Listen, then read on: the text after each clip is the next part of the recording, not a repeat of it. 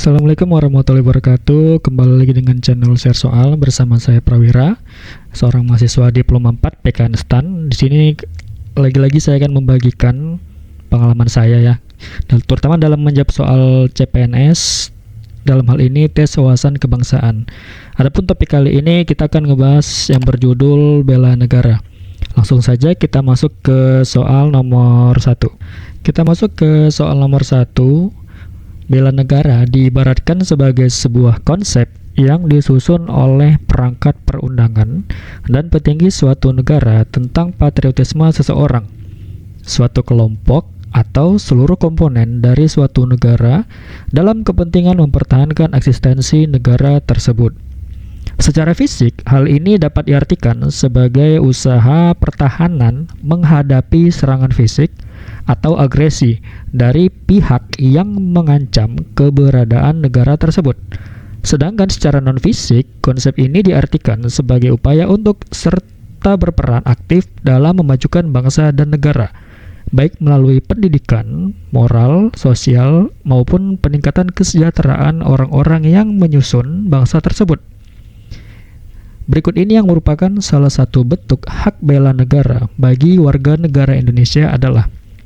Oke, mari kita bahas soal ini. Jadi di soal bela negara kali ini ada narasi yang mengatakan bahwa intinya bela negara itu pengertiannya semacam konsep untuk bagaimana kita itu meningkatkan rasa patriotisme. Di sini ya tertera ya, patriotisme. Dan kemudian kalau kita lihat lagi, suatu kelompok atau seluruh komponen tersebut. Oke, jadi di soal ini dijelaskan juga bahwa ancaman bela negara itu ada dua, yaitu secara fisik maupun secara non-fisik. Nah, jadi teman-teman bisa dilihat di soal juga ya. Nah, jadi kalau secara fisik itu bisa kita lihat seperti katakanlah pertahanan yang bergerak di atau secara militer gitu ya, ataupun secara semi militer. Nah, tapi kalau yang sekarang, yang zaman sekarang ini yang modern itu banyak yang bersifat non-fisik. Nah, jadi non-fisik ini diartikan kita itu berperan aktif dalam memajukan bangsa. Nah, itu dengan cara pendidikan gitu ya, semacam pendidikan, moral, sosial, ataupun kesejahteraan dan lain-lain. Nah, jadi kalau kita berbicara soal ini, dia nanya gini, salah satu haknya itu apa? Hak bela negara. Nah, berbicara hak berarti kita berbicara apa yang akan kita peroleh dari bela negara ini gitu kan. Kita mau bela negara, tapi hak kita apa gitu. Oke, jadi kita lihat saja. Nah, kalau hak secara fisik itu ya, kalau secara fisik udah jelas kita akan mendapatkan pelatihan militer ataupun semi militer karena fisik jelas kegiatannya. Nah, namun untuk yang non fisik kita bisa mengikuti pendidikan, moral, sosial gitu ya. Berarti kalau kita berbicara yang non fisik, kita harus mendapatkan pendidikan yang layak gitu ya. Karena kalau pendidikan yang kurang layak, otomatis nggak ada kemajuan. Kemudian semacam pendidikan moral, pendidikan sosial gitu. Dalam hal sosial di sini misalkan kita memperoleh katakanlah kita memperoleh bantuan sosial, kesejahteraan kita juga harus ditingkatkan oleh pemerintah. Nah, seperti itu ya. Jadi kalau berbicara tentang hak, berarti apa yang akan kita dapatkan, kita peroleh. Oke, kita bahas satu-satu ya. Melakukan sebuah tindakan positif seperti mempertahankan wilayah NKRI. Oke, jadi kalau di sini itu bukan hak ya. Nah, di sini karena ada kata melakukan, berarti itu kewajiban. Kemudian yang B, menjadi insan yang bermanfaat dengan mewujudkan perilaku tertib dalam masyarakat. Oke, berarti yang B ini bukan hak karena nggak ada yang diperoleh. Yang C, yang peroleh pendidikan dari mulai tingkat dasar hingga tingkat tinggi. Nah, ini ya, ini lebih tepatnya yang C. Kita masuk yang D, ikut serta dalam menjaga keamanan masyarakat serta menjaga kondisi sosial. Oke, ini lebih ke kewajibannya ya. Yang E juga berpegang teguh pada pedoman Pancasila. Oke, maka kalau kita berbicara hak, apa yang kita peroleh dari bela negara, maka jawabannya tepat kalau menurut soal ini itu adalah C. Soal selanjutnya, soal nomor 2. Dewasa ini dengan semakin berkembangnya dunia pendidikan, melanjutkan sekolah di luar negeri merupakan suatu mimpi bagi sebagian generasi muda. Bahkan sebagian besar juga tidak menyangka untuk dapat memperoleh kesempatan tersebut, baik melalui beasiswa atau melalui cara lain. Terdapat usaha yang tidak sedikit untuk mewujudkan mimpi tersebut. Bagi orang Indonesia yang belajar di luar negeri, pada waktu tertentu pasti akan muncul suatu pertanyaan di benak mereka, yaitu untuk kembali ke tanah air atau tidak. Keputusan mahasiswa untuk pulang atau tidak terus menjadi suatu hal yang kontroversi hingga saat ini. Nah, soalnya adalah wujud bela negara seorang pelajar di luar negeri adalah, oke, kita coba jawab ya. Nah, jadi konteks soal ini dinarasikan, kita tahu bahwa kira-kira ini ada mahasiswa yang udah dapat beasiswa, katakanlah beasiswa LPDP gitu ya, di luar negeri, S2 atau S3. Nah, dia banyak yang udah tamat, dia nggak balik, dalam artian dia tidak menerapkan atau mengaplikasikan ilmu pengetahuan yang dia peroleh di dalam negeri. Nah, coba teman-teman searching, itu banyak tuh yang case-nya seperti ini.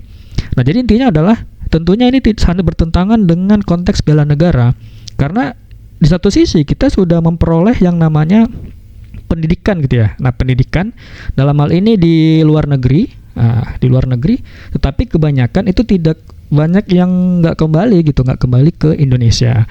Nah, tentunya ini menimbulkan kontroversi di kalangan masyarakat. Kita tahu bahwa beasiswa mereka itu dibiayai melalui APBN, yang mana APBN ini biayai dari pajak. Sementara mereka yang sudah memperoleh pengetahuan bukan memajukan negara kita. Nah, itu bagaimana kalau konteks soal seperti ini ya. Jadi kira-kira wujud bela negara seorang pelajar yang memperoleh beasiswa tersebut di luar negeri itu apa? Oke, jadi kita lihat dulu soalnya. Yang A, menuntut gaji kepada pemerintah Indonesia. Nah, ini bukan ya. Yang ditanya adalah, ingat teman-teman, konteksnya adalah dia nanya adalah wujud bela negaranya itu apa untuk seorang pelajar di luar negeri. Nah, berarti di soal ini dia itu ngebahas bela negara dari konteks non-fisik. Nah, konteks non-fisik tadi di soal nomor 1, itu salah satunya seperti pendidikan, moral, sosial gitu ya.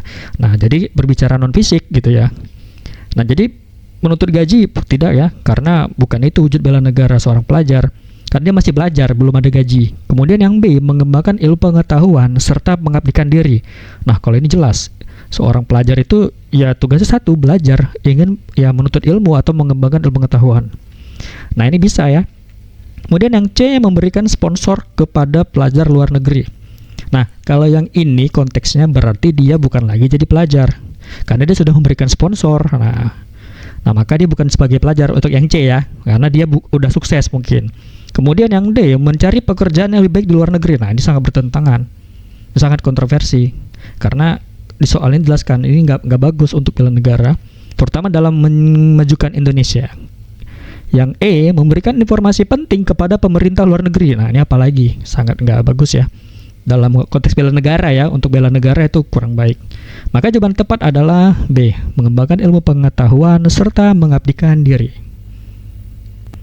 Soal nomor 3, landasan konsep bela negara adalah adanya wajib militer. Subjek dari konsep ini adalah tentara atau perangkat pertahanan negara lainnya, baik sebagai pekerjaan yang dipilih atau sebagai akibat tanpa sadar atau wajib militer. Nah, jadi intinya di soal ini, intinya kalau bela negara itu ada nama istilahnya wajib militer ya. Nah, wajib militer ini ada memang dia itu pingin jadi seorang yang bergerak di militer gitu, seperti katakanlah seorang begitu tamat ditanya dia mau jadi tentara. Nah, itu yang pekerjaan dipilih. Nah, namun ada yang tanpa sadar. Nah, wajib militer.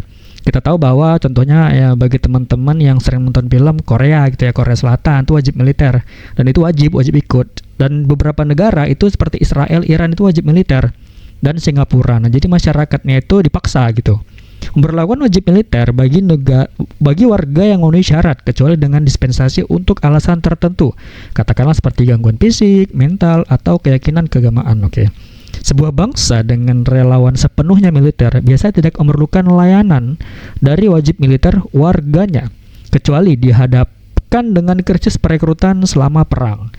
Oke, di soalnya adalah esensi dari bela negara bagi masyarakat Indonesia adalah menjaga titik-titik. Jadi di soal ini jelaskan intinya wajib bela negara itu intinya terkait dengan wajib militer. Nah, wajib militer itu ada dua, ada yang memang karena pekerjaan, ada memang yang kedua karena dipaksa atau tanpa sadar. Nah, contohnya kayak di Indonesia itu belum ada ya wajib militer, jadi belum dipaksa, bahkan jadi semacam perebutan ya bagi kita pengen jadi TNI atau Polri gitu ya. Jadi semacam pekerjaan yang sangat membanggakan gitu ya, sangat baik. Nah, jadi pertanyaannya adalah kira-kira esensinya apa? Esensi. Nah, berbicara esensi berarti kita istilahnya itu kalau mau diartikan itu hakikat, dasar gitu ya. Jadi dasar dari bela negara itu untuk apa gitu. Oke. Jadi berbicara esensi, kita memikirkan dua hal teman-teman. Ada namanya jangka pendek, ada jangka panjang. Nah, kalau jangka pendek berarti itu esensinya masih kecil. Namun kalau berbicara jangka panjang berarti esensinya itu sangat dasar gitu, sangat hakikatnya sangat mendasar gitu. Oke, kita coba jawab dulu ya. Kita cari yang jangka panjang. Yang A, menjaga nilai-nilai terkandung dalam Pancasila. Iya, benar. Tetapi ini konteksnya bukan bela negara secara mendalam gitu ya. Kemudian yang B, menjaga kesatuan suku bangsa di setiap masing-masing daerah. Ini ya, benar. Tetapi karena ada konteksnya daerah, nah maka sangat kecil skupnya, skup atau cakupan atau wilayah gitu ya. Kemudian yang C, menjaga keberlangsungan hidup bangsa dan negara. Nah, ini jelas lah.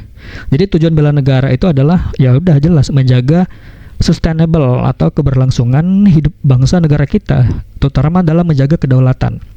Yang D, menjaga wilayah dari serangan pemberontakan. Nah, ini jangka pendek ya.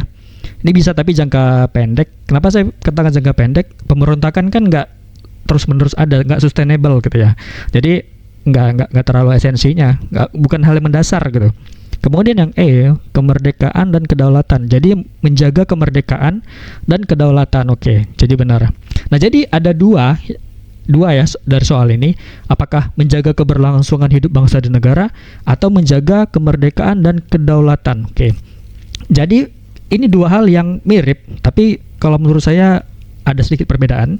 Kalau yang atas itu menjaga keberlangsungan hidup bangsa dan negara.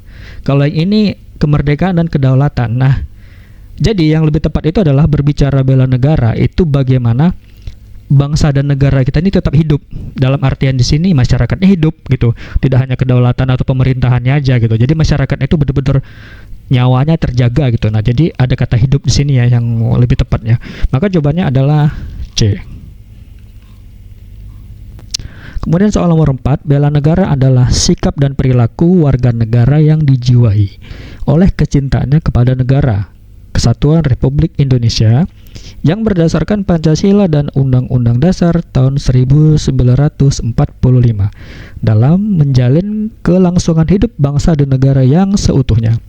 Secara harfiah, pengertian dari upaya pembelaan negara adalah jadi kalau kita berbicara tentang pengertian bela negara itu ada banyak teman-teman ya kan. Jadi karena di soal ini dia mengatakan secara harfiah. Jadi kalau teman-teman mau mengartikan harfiah itu adalah sebagaimana pengertian aslinya. Nah, jadi kita lihat aja, berarti dia menanyakan adalah secara aslinya atau secara asal muasalnya pengertian bela negara itu apa? Ada kata upaya ya. Nah, jadi ada kata upaya. Nah, berarti kalau kita perhatikan soal di sini pengertian dari upaya pembelaan negara berarti ada tindakan upaya. Nah, berarti hal-hal yang di jawaban dari A, B, C, D ini cari yang ada tindakan atau upaya. A, pengetahuan warga negara yang berlandaskan Pancasila dan Undang-Undang Dasar 1945. Oke, ini kurang ya, nggak ada upayanya. Dia hanya menjelaskan pengertian bela negara dalam konteks pemahaman, bukan upaya. Ini masih tanda tanya. Kemudian yang B, kecintaan warga negara yang berlandaskan Pancasila 1945 dalam usaha menjaga keberlangsungan hidup. Ini mungkin UUD ya. Keberlangsungan hidup berbangsa dan bernegara. Ini juga masih belum karena nggak ada upayanya. Kemudian yang C, cara pandang warga negara yang berlandaskan Pancasila dalam usaha menjaga keberlangsungan hidup warga negara. Jadi kalau saya lihat jawaban sama ya. Yang D, pemahaman. Jadi dari mulai A sampai D itu bagaimana caranya masyarakat itu paham. Ya, karena ada kata pengetahuan gitu ya. Ada kata kecintaan, cara pandang ya kan. Kemudian ada kata pemahaman, berarti konteksnya adalah ilmu pengetahuan, bukan upaya. Nah, kalau kita lihat yang E yang lebih tepat ya, karena ada kata sikap dan perilaku. Nah, jadi kalau kita lihat soalnya adalah upaya pembelaan negara itu apa? Kalau diartikan secara harfiah, itu adalah sikap dan perilaku warga negara yang berlandaskan Pancasila dan UUD 1945 dalam usaha menjaga keberlangsungan hidup berbangsa dan bernegara. Nah, jadi intinya kalau di soal ini cuman ketelitian aja sih. Karena dari mulai A sampai E itu mirip-mirip. Namun karena ada kata upaya, maka adalah tindakan, yaitu sikap dan perilaku. Maka jawaban tepat adalah E. Soal nomor 5, peran penting bela negara dapat dikuak secara lebih jernih dan mendalam melalui perspektif pertahanan. Keutuhan wilayah Indonesia beserta seluruh sumber daya, kedaulatan dan kemerdekaannya selalu terancam oleh agresi asing dari luar dan pergolakan bersenjata dari dalam. Oke, jadi ada dua ancaman ya. Jadi kalau konteksnya di soal ini, kenapa bela negara itu penting? Karena ada ancaman, ada kata terancam, agresi asing ataupun dari dalam. Nah, jadi ada dari ancaman dari luar itu ya intinya, ataupun ancaman dari dalam. Nah, kalau ancaman ini menjadi nyata dan Indonesia tidak siap gitu ya, semuanya bisa kembali ke titik nol. Dalam artian NKRI itu ya bisa jadi hal yang buruk ya, jadi bahaya kan, jadi cuman kayak zaman penjajahan gitu contohnya. Nah, upaya bela negara dapat dilakukan oleh seluruh warga negara yang bertempat tinggal dalam suatu negara dengan alasan kecuali. Nah ya, soal di sini adalah kata upaya. Jadi upaya ini berarti kita membahas yang namanya tindakan. Nah, kira-kira menurut teman-teman dalam konteks soal ini, tindakan bela negara dapat dilakukan oleh seluruh warga negara yang bertempat tinggal dalam suatu negara dengan alasan kecuali. Nah, ada kata kecuali ya. Kita coba cek ya. Sudah jelas yang A itu adalah untuk menjaga keutuhan wilayah. Benar ya. Karena dengan ada bela negara, negara menjadi utuh. Kemudian yang B, untuk bertahan dari ancaman terhadap negara. Nah, ini jelas di soal ini ada kata ini ya, ancaman tadi di soal ini. Nah, ini ancaman. Kemudian yang C sebagai ini maksudnya sebagai ketentuan hukum dasar yang wajib ditaati. Kalau ini jelas ya, ada di Undang-Undang Dasar tahun 1945 yang mengatakan bahwa setiap warga negara wajib bela negara. Oke, maka ini benar karena ada dasar hukumnya di UUD 1945. Kemudian yang D, memperoleh penghargaan atas nama bangsa dan negara. Nah, ini sangat salah ya. Kenapa saya katakan salah? Kalau kita berbicara bela negara, kita nggak boleh menuntut penghargaan gitu. Ya udah, kita harus siap mempertaruhkan segala jiwa raga kita kepada bangsa. Nah, jadi kalau kita nuntut penghargaan, tentunya ini nggak bagus dalam konteks bela negara. Nah, kemudian yang E, menjalankan hak dan kewajiban sebagai warga negara. Nah, ini jelas ada di Undang-Undang Dasar 1945 yang saya sebutkan tadi, intinya setiap warga negara wajib bela negara. Nah, maka jawaban yang tepat adalah karena kecuali yang D, memperoleh penghargaan. Selanjutnya soal nomor 6, konsepsi hukum bela negara di Indonesia sudah ada. Ini sudah jelas ya. Maksudnya konsepsi itu konsep hukum itu ada di UUD 1945. Dan itu sudah tercantum dan mendasarkan kepada UUD 1945 yang menyebutkan bahwa setiap warga negara berhak dan wajib. Nah ya, berhak dan wajib ikut serta dalam upaya pembelaan negara. Kemudian dijelaskan bahwa setiap warga negara berhak dan wajib ikut serta dalam usaha pertahanan dan keamanan negara. Nah, jadi kita selain dalam pembelaan negara, kita wajib juga ikut dalam hal hankam, pertahanan dan keamanan negara. Dari kedua ketentuan tersebut dapat dipahami bahwa bela negara merupakan hak dan kewajiban konstitusional. Nah, ini konstitusional ini artinya sudah ada undang-undangnya gitu ya, sudah ada hukumnya, sudah ada peraturannya, itu maksudnya. Nah, jadi kalau kita berbicara konstitusional itu artinya adalah peraturan atau undang-undang gitu ya. Nah, jadi dari kedua ketentuan tersebut sudah ada konstitusinya gitu. Intinya adalah tadi hak dan kewajiban konstitusional warga negara Indonesia. Pernyataan dalam pembukaan UUD 1945 bahwa melindungi segenap bangsa Indonesia dan seluruh tumpah darah Indonesia merupakan fungsi negara dalam mewujudkan NKRI yang berkaitan dengan Jadi di penjelasan tadi di soal ini sudah dinarasikan ya bagaimana dasar hukum bela negara itu sudah ada di UUD 45. Bahkan tidak hanya bela negara, bahkan kita wajib juga ikut serta dalam hankam, pertahanan dan keamanan. Nah, saya lingkari itu ya. Nah, jadi kalau dilihat di sini di soal ini pertanyaannya gini, melindungi segenap bangsa Indonesia dan seluruh tumpah darah. Nah, berbicara tumpah darah dan jelas itu bagaimana kita wajib ikut perang ya kalau ada ancaman dari luar maupun dari dalam. Berarti ini terkait dengan apa? Apakah kesejahteraan, apakah keadilan, apakah kemanusiaan atau kebebasan. Nah, ini terkait pertahanan ya. Karena jelas dari soal ini ada kata tumpah darah. Intinya kita melindungi bangsa itu berkaitan dengan pertahanan gitu. Karena ada konteksnya tumpah darah. Maka kita harus siap untuk memberikan seluruh jiwa raga kita kepada NKRI. Nah, jadi kurang lebih seperti itu. Maka yang jawabannya tepat adalah E. Nomor 7, bela negara merupakan bentuk usaha setiap warga negara dalam menjaga negaranya. Hal ini bisa dilakukan dengan berpartisipasi aktif dalam upaya pencegahan dan penanggulangan bencana alam maupun bencana sosial, menghormati dan memahami nilai-nilai nasionalisme dan persatuan bangsa, menjaga integritas dan kebersamaan warga negara, serta mempromosikan persatuan dan kesatuan bangsa. Usaha bela negara dalam menghadapi ancaman non-tradisional yang dilakukan oleh negara berikut ini adalah, oke, jadi kita ulas dulu ya. Jadi bela negara itu katanya usaha wajib tiap warga negara. Kita bisa berpartisipasi juga dalam hal pencegahan atau penanggulangan, katakanlah semacam bencana alam ya, bencana sosial, seperti itu. Intinya kita harus memiliki nilai-nilai nasionalisme. Oke, jadi di soal ini dia nanya kira-kira usaha kita dalam konteks bela negara dalam menghadapi ancaman non-tradisional. Ingat ya teman-teman ya, soalnya ini kita harus perhatikan juga. Bela negara itu banyak konteksnya, ada tradisional, ada non-tradisional, ada fisik, ada non-fisik gitu ya. Nah, ini karena dia berbicara non-tradisional, maka ingat, non itu tidak, tradisional itu artinya yang bersifat jadul gitu ya. Nah, maka ini adalah yang bersifat modern maksudnya. Nah, jadi saya buat di sini. Nah, jadi yang bersifat modern atau kekinian atau zaman now istilahnya ya. Nah, jadi bela negara di zaman now ini apa gitu? Kira-kira gitu. Nah, kecuali yang mana gitu ya. Oke. Yang dilakukan negara ya, dilakukan negara itu gimana? A. Agresi militer yang dilakukan suatu negara ke negara lain. Oke, jadi agresi militer ini udah nggak ada lagi ya. Di dunia ini udah nggak ada lagi penjajahan. Jadi bukan ini.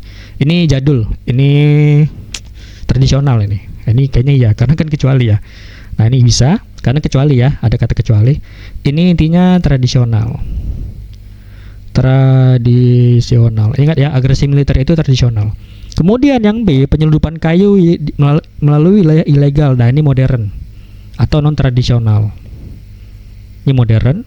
Illegal fishing di beberapa wilayah laut. Nah, ini modern ya. Ini modern. Kenapa saya bilang modern? Karena masih ada sampai sekarang. Dari zaman dulu sampai sekarang masih ada. Nah, bahkan sekarang masih ada gitu. Banyak ya, kita tahu bahwa berita-beritanya penyelundupan, illegal fishing, ada peredaran obat-obatan, dan ini modern ya. Ini konteks bela negara modern, kemudian penyelundupan juga modern.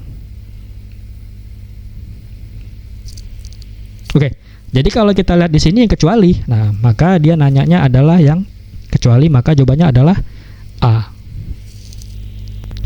Selanjutnya nomor 8, bela negara termasuk salah satu hal yang harus dilakukan untuk menjaga keutuhan nasional. Dalam hal ini terdapat bela negara secara fisik dan non-fisik. Oke, diulang lagi ya. Ini buat pemahaman teman-teman juga. Jadi bela negara itu ada teman-teman istilahnya secara fisik maupun non-fisik, yang sama-sama penting dilakukan. Mengenai bela negara secara fisik itu pembelaan terhadap rintangan. Jadi kalau secara fisik ini adalah yang dilakukan masyarakat, intinya membela dari berbagai ancaman gitu, semacam gitu. Kemudian pembelaan terhadap rintangan yang dilakukan masyarakat untuk melindungi negara serta menjaga NKRI dari berbagai ancaman yang datang. Yang tidak termasuk ancaman negara tradisional adalah, oke, jadi tadi nomor 7 ini kayaknya lanjutan ya. Kita cari aja yang tradisional itu yang jadul. Nah, kira-kira apakah masih ada gitu ya. Maka kita coba lihat A.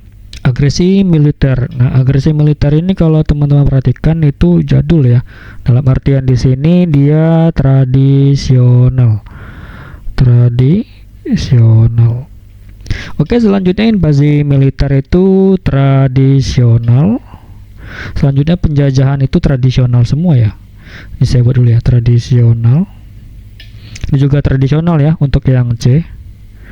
Tradisional. Kemudian yang D, aksi penyelundupan ini ya, ini modern nih, sampai sekarang masih ada nih, modern atau non tradisional. Nah, spionase ini tradisional ya. Spionase itu teman-teman cari itu semacam mata-matain atau mengintai. Tapi zaman dulu, spionase ini zaman dulu banget atau udah nggak kekinian lah. Sekarang itu mata-matainya udah bersifat IT apa gitu ya. Udah semacam ada penyadapan gitu, nggak spionase lagi. Nah, maka jawabannya adalah D. Saya buat dulu ya, tradisional. Oke. Dari soal ini bisa kita tahu yang ini ada kata tidaknya ya. Yang tidak termasuk sebagai ancaman tradisional itu apa? Ya udah yang D, karena yang D itu modern. Kita masuk ke soal nomor 9. Rentang bela negara sangatlah luas, mulai dari hal-hal halus hingga hal-hal keras. Maksudnya hal-hal halus ini ya, kecil hingga hal-hal yang besar gitu ya. Mulai dari membangun hubungan baik antar warga negara sampai bersama-sama mempertahankan negara dari ancaman musuh bersenjata. Jadi saya garis bawahi yang penting ini ya, membangun hubungan baik itu penting antar warga negara kayak kita sama Malaysia. Kemudian ancaman dari ini ya, musuh bersenjata. Ini termasuk bersikap dan bertindak demi kebaikan bangsa dan negara. Proses pembelaan negara di Indonesia sudah teratur sejak secara formal melalui konstitusi. Dijelaskan bahwa membela bangsa adalah kewajiban seluruh warga negara Indonesia tanpa terkecuali.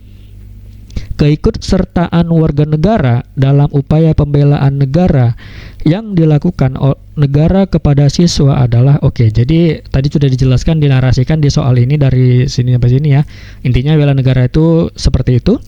Namun yang ditanyakan adalah hanya sebatas siswa. Nah, kita perlu lihat juga teman-teman, jangan sampai nanti terjebak di soal seperti ini, karena bela negara ini konteksnya ada dari segi siswa, pelajar ke luar negeri, macam-macam. Nah, karena masih bersifat siswa atau belum mahasiswa ya, nah makanya kita lihat juga konteksnya, skupnya atau wilayahnya itu harus yang yang mencakup siswa saja gitu ya.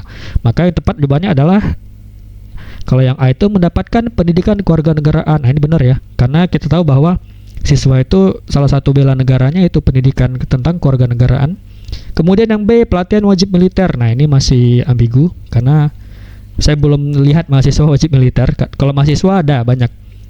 Yang C, pengabdian masyarakat dalam menjaga batas negara. Nah, ini belum juga. Belum ada ya mahasiswa itu menjaga batas negara, belum. Maksudnya ada tapi bukan dalam artian wajib seperti itu gitu. Kemudian yang D, mengabadikan diri berdasarkan kemampuan. Ini udah mengabadikan ya, belum sampai pengabdian dia karena belum jadi ASN atau militer gitu ya. Kemudian ikut serta menangkal cybercrime. Nah, ini jadi kalau menurut saya ini belum karena dasar-dasar cybercrime, IT itu belum didapat, walaupun kita lihat beberapa siswa itu sudah ahli gitu ya. Jadi karena ini konteksnya gini ya. Jadi yang diupayakan negara kepada siswa itu kira-kira apa? Nah, sejauh ini yang diupayakan negara kepada siswa itu ya hanya sebatas pendidikan kewarganegaraan yang real ya, yang nyata. Maka jawaban yang tepat adalah A. Oke, soal nomor 10, menjaga pertahanan negara menjadi kewajiban setiap warga negara. Dalam hal ini terdapat komponen utama dan komponen cadangan. Oke, ini saya tandain ya. Tolong teman-teman dihafal ya, ada istilahnya komponen utama sama komcat atau komponen cadangan. Dengan peran tersendiri. Untuk komponen utama mencakup TNI hingga Polri. Nah, jadi kalau berbicara bela negara atau pertahanan, komponen utama jelas. Kalau nggak TNI ya Polri yang berkaitan dengan keamanan negara. Serta komponen cadangan ialah masyarakat. Nah, ini komcat. Komponen cadangan, istilahnya komcat ya. Peran serta masyarakat sebagai komponen cadangan tak kalah penting. Komponen pertahanan Indonesia menjadi 3. Oke, jadi komponen utama, cadangan, satu lagi pendukung. Berikut yang termasuk dalam komponen utama usaha pertahanan negara adalah tadi komponen utama ya, dia nanya komponen utama. Di komponen utama di sini contohnya itu TNI sama Polri. Ini saya panah ya. Nah, namun kalau Polri jelas dia itu terkait keamanan, kalau TNI terkait pertahanan. Ingat teman-teman ya, ada nama istilahnya pertahanan itu dikerjakan oleh TNI. Kalau terkait keamanan itu dikerjakan oleh Polri. Nah, maka karena di sini terkait pertahanan negara, maka yang tepat adalah B. Udah jelas, karena di komponen utama ya, ini komponen utama. Oke, ini buat tambahan teman-teman saya jelaskan juga di sini ya. Nah, ini saya tambahin, intinya saya garis bawahi dulu ya, ini jawabannya TNI. Oke, jadi ini bisa dilihat komponen pertahanan negara ini ada namanya komponen utama, salah satunya itu TNI, tadi ada Polri juga. Kita tambahin nanti Polri. Kemudian ada komponen cadangan itu warga negara, SDA, SDB, SAR atau SARPRAS lah, Sarana Prasarana Nasional. Kemudian ada komponen pendukung, bisa kita lihat di sini ya, macam-macam ya, segala macam sisanya itu dinamakan komponen pendukung. Nah, ini bisa teman-teman tambah wawasan ya. Maka kalau kita lihat di sini komponen utama adalah B, terutama dalam usaha pertahanan negara. Oke, terima kasih teman-teman. Itu saja yang bisa dapat saya sampaikan. Lebih kurang saya mohon maaf. Apabila ada kritik dan saran, bisa langsung di chat ke TikTok kami, Instagram, ataupun email. Terima kasih.